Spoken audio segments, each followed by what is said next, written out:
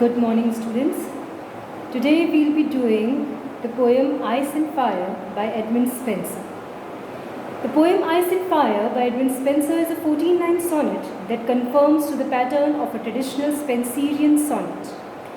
This form of sonnet writing was pioneered by the poet himself and is marked by 3 interlocking quatrains and a concluding couplet.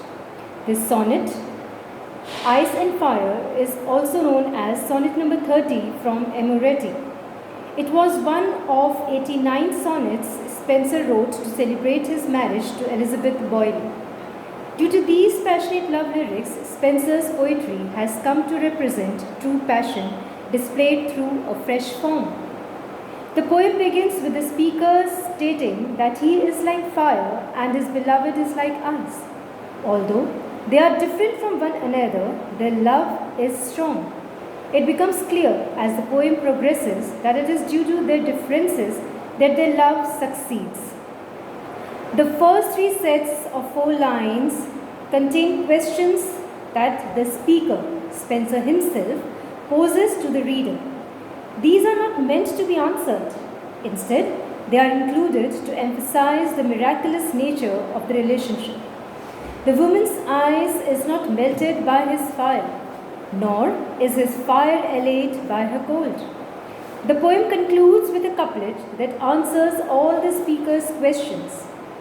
It is love that has given the relationship the power it needs to succeed. Love has the ability to overcome all types and kinds. The poem describes the contradictory but also complementary personalities of the speaker and his beloved. Now let's begin with the poem. The first quatrain of the poem reads, "My love is like to ice and I to fire.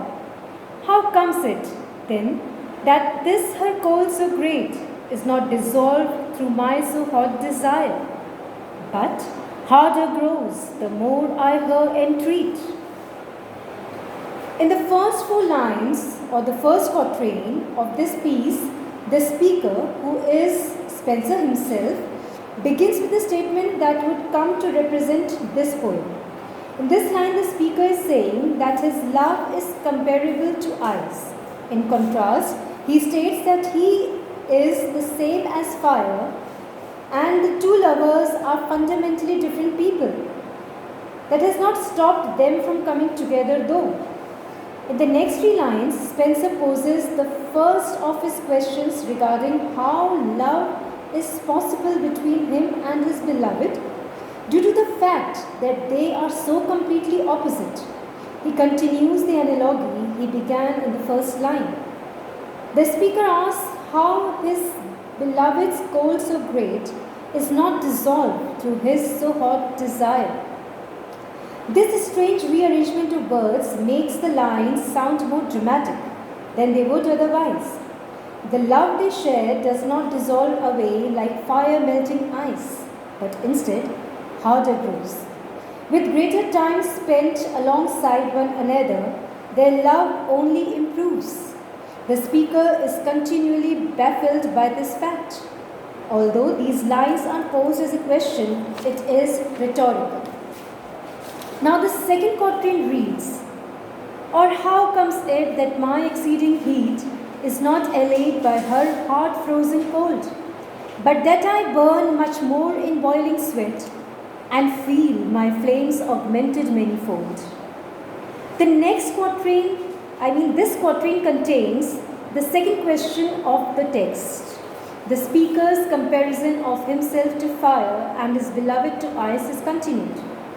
Here, he turns the previous question around and asks how his own heat is not impacted by her hard frozen cold. It is important to note at this point that the comparison to fire and ice might have more to do with their actual personalities than it initially seemed. This is seen through the woman's heart being referred to as frozen.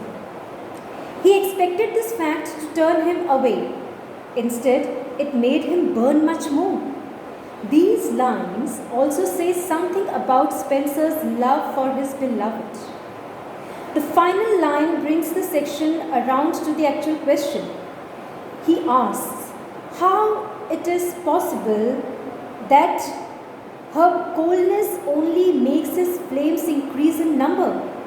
They become manifold.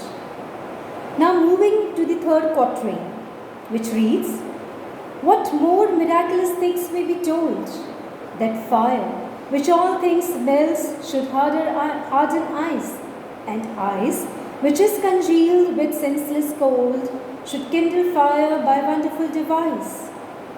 In this final quatrain, the speaker takes note of the importance of his love.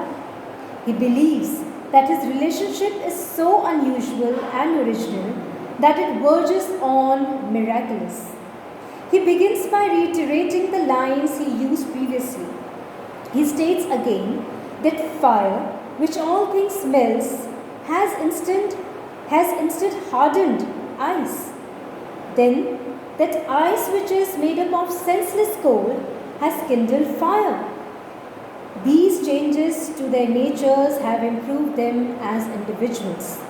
Together, they are in fact becoming different.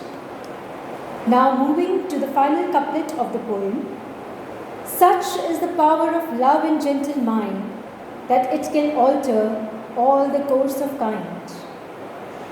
The final couplet works as all of Spenser's conclusions do. It could serve as an answer to a question or as a carrier of a different opinion. Here, though, the speaker concludes that the answer to all the previously posed questions is that love has the power to change everything. When it exists within a gentle mind, it has the ability to alter everyone's life.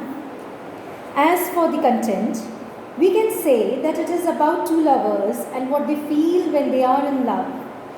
Reading this sonnet, we know that the person who is narrating is someone who loves a woman. We know as well that it takes place in an imaginary place, that is, in the lover's mind. Besides this, what happens when someone is in love is described, and he compares it with the contrast of fire and ice. This makes you understand that real love can change the logical order of things, because fire doesn't make ice melt and ice doesn't calm fire. It's the opposite. In the case of language and style, the poet uses some words to bring the subject to life. They are hot, cold, freeze, hard frozen, etc. When you are reading the poem, the images that are brought to mind are fire and ice, the passion between two lovers and the contrast of these elements. These symbols and elements are fire and ice. The fire represents the passion and the ice represents the distance between the two lovers. Regarding the rhetoric devices, an example of assonance that we can identify in the poem is the first verse that reads, "My love is like to ice and I to fire." The vocabulary of the poem is really expressive and rich because it is full of adjectives that describe the themes that appear in the poem. The poet talks in a very original way about the subject, and at the same time, the continuing development of the subject helps you understand everything clearly. With this, we end the first lecture on the poem Ice and Fire by Edmund Spenser.